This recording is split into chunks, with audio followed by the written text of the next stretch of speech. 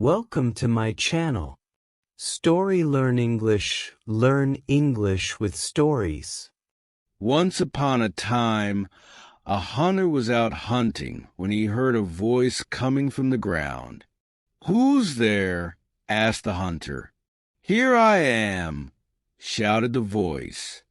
The hunter walked in the direction of a pit that had been dug to trap wild animals. There was a dwarf in the pit. "Please free me from the pit," asked the dwarf. The hunter didn't hesitate and pulled the dwarf out of the pit. "Oh, thank you kindly," said the dwarf. "Because you have helped me, I will tell you a secret. There is a castle where a treasure is so easy to grab. I'll tell you where to find it. You will find a room with a table on which there are many golden jewels. Help yourself to the treasure and go home immediately. But listen carefully to what I am telling you now. Never, ever go into the tower of the castle. If you do, evil will come." The hunter thanked the dwarf and went home to pack enough bread and cheese in his bag and set off for the treasure castle. It was a day and a night's journey when he arrived at the castle, exactly where the dwarf had said it would be. The castle looked abandoned. The grass grew in the courtyard, and the oak door was falling apart. The hunter soon discovered the treasure room in the castle. In the center stood a table loaded with gold. The hunter filled his pockets, and as he did, he saw on the ground a kind of trail of jewels. The hunter followed the trail and discovered that it went up the stairs to the tower. He remembered the advice of the dwarf and did not climb the stairs, but hurried home. Once he arrived home, the hunter suddenly became a rich man. The news of his luck also reached the ears of the king. Now you must know that this king was a wicked rogue. Together with his two best friends, the chamberlain and the chancellor, they stole from the poor. When the chamberlain heard of the hunter's wealth, he spoke to the king. "Sire, let us kill the hunter and claim his fortune." "No," said the king. "We will find out how the hunter came by his treasure. Perhaps there is more to be had. We can still kill the hunter and take his treasure." The hunter was then locked up in a terrible prison. He was teased and starved until he finally told about the treasure castle. The next day, the king, the chamberlain, and the chancellor rode to the castle. Their joy was great when they found the castle exactly as the hunter had described it. They filled large linen bags to the brim with gold and jewels. Suddenly, the chamberlain saw the gems lying on the floor. "Look, there's a lot more," cried the chamberlain. The trail of jewels led them to the door of the stairs to the tower. They all climbed the stairs as fast as they could. In the tower room was the same table with gold and jewels. They were busy collecting gems until they were suddenly startled by the sound of a copper bell.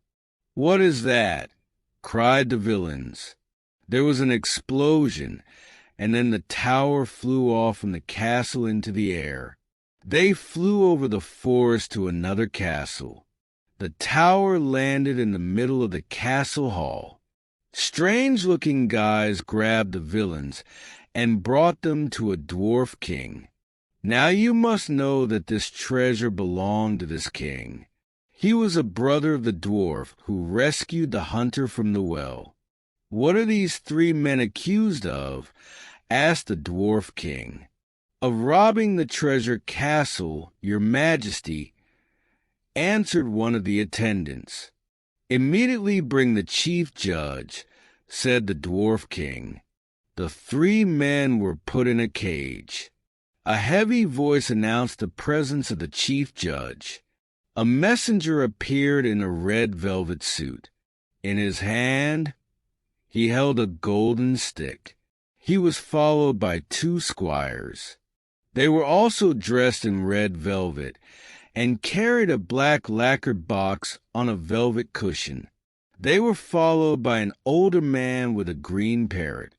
The parrot took a seat on a stand near the throne of the dwarf king. First, the king was taken out of the cage.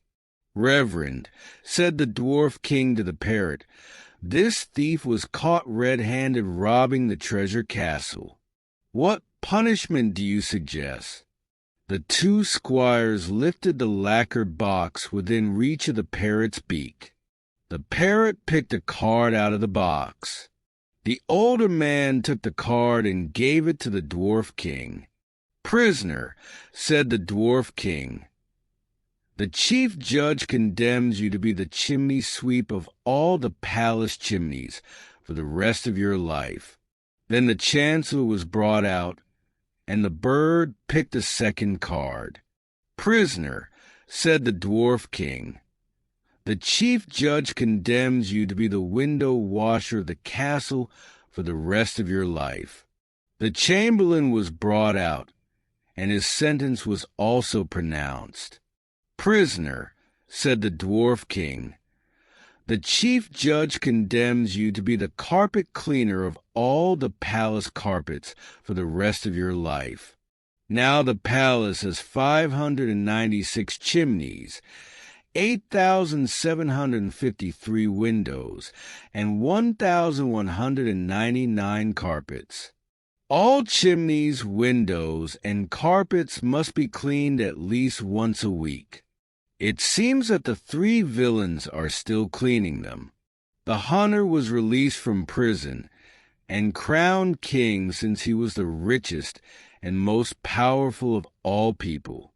The treasure is still in the treasure castle, packed in linen bags. You may find it someday. If you do, don't be too greedy and don't go to the tower room.